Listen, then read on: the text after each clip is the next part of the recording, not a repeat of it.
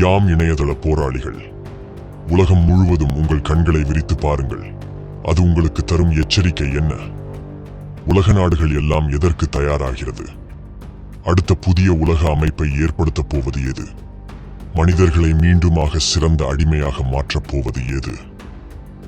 இவை எல்லாவற்றிற்கும் ஒரே பதில்: 3ஆம் உலகப் போர். அவர்கள் பல வருடங்களாக இதை நோக்கி காய்களை நகர்த்தி வருகிறார்கள். உங்களுக்கு அது புரிய மறுப்பது ஏன்? உங்களுக்கு ஒரு கதை கூற விரும்புகிறோம். தலைப்பு: போரின் கோரமுகம்.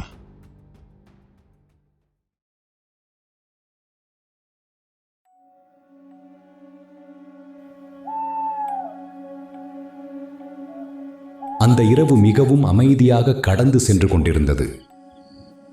ஆழ்ந்த உறக்கத்தில் சில மனிதர்களும், கேளிக்கையில் சில மனிதர்களும், எதிர்கால கனவோடு சில மனிதர்களும் அந்த இரவை மெல்ல மெல்ல கடந்து கொண்டிருந்தனர். ஆனால் ஒருவனை தவிர அவனுக்கு தெரியும் அந்த இரவு மிக கொடூரமானது என்று. அவனுக்கு தெரியும் அந்த இரவு மரண ஓலங்களின் அலறல் நாள் என்றும். அவனுக்கு தெரியும் அந்த இரவு மனித பலிகளின் ஆரம்ப நாள் என்று. அவனுக்கு எப்படி தெரியும்? ஆம், அதை அவன் முன்னரே அனுபவித்தவன். அப்படி ஓர் இரவை இதற்கு முன் அனுபவித்திருக்கிறான். அந்நாளில் அவனுக்கு முன்னெச்சரிக்கை இல்லை. பிறரைப் போன்றே சாதாரண நாளாக அந்த இரவை கழித்திருக்கிறான்.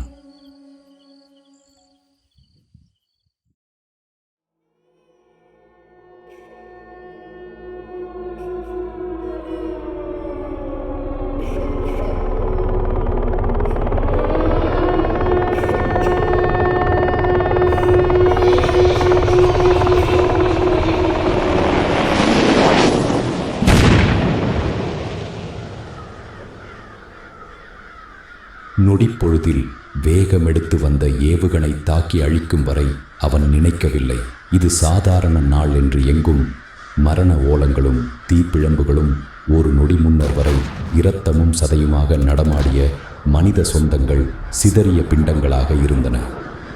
தான் இருந்த நகரம், அப்படி ஒரு நகரம் இருந்ததற்கான அடையாளத்தை இழந்து நின்றது. கூச்சலும் இரைச்சலுமாக இரவு என்பதை பல்லாயிரம் சூரியன் உதித்ததைப் போன்று ஏவுகணை தீப்பிழம்புகளை கக்கிய வண்ணம் வந்து கொண்டிருந்தன.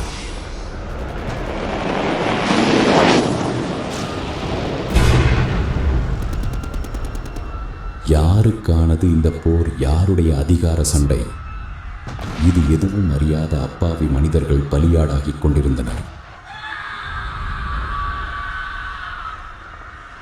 மனிதர்கள், ஐயா, நான் திமுக என்னை காப்பாத்துங்க ஐயா, நான் அதிமுக என்னை காப்பாத்துங்கள், நான் பாஜக, நான் காங்கிரஸ், நான் டிவிகே, நான் நாம் தமிழர், நான் அஜித் ஃபேன், விஜய் ஃபேன், நான் அவன், நான் இவன், நான் அந்த மதம், அந்த சாதி, பணக்காரன், ஏழை, இப்படி எதை கூறியும் அந்த மனிதனை காப்பாற்ற எந்த தலைவனோ கடவுளோ பணமோ வரவில்லை.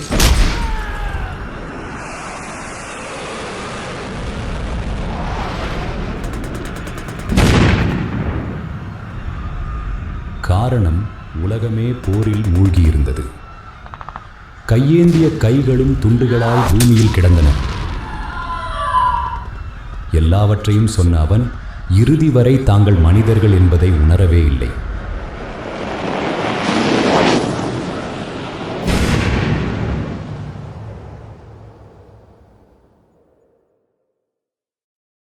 உலகில் தடை செய்யப்பட வேண்டிய ஒன்று என்றிருந்தால் அது போர்தான். அதை பற்றி மனிதர்கள் சிந்திக்காமல் இருப்பது எமக்கு ஆச்சரியத்தை தருகிறது. நீங்கள் மனிதர்களாக இணைய வேண்டும். வரக்கூடிய உலகப் போரை தடுக்க யாம் உங்களுக்கு முன் சென்றவன். யாம் சாதாரண வழிபோக்கன், நீங்கள் செல்லும் வழியில் முன் சென்றவன். ஆகையால் எமக்கு இங்கு பள்ளம் மேடு உள்ளது என்பதை யாம் அறிவோம். உங்களுக்கு அவற்றையே எச்சரிக்கையாக தருகிறோம். வரப்போகும் உலகப் போருக்கு எதிராக எம்மால் முடிந்த அனைத்து முன்கட்ட வரைவுகளையும் தயார்படுத்தி காத்திருக்கிறோம். எமது எண்ணம் அந்த போர் வரக்கூடாது என்பதே அதற்கு தீர்வு. மனித கூட்டம் ஒன்றிணைவது.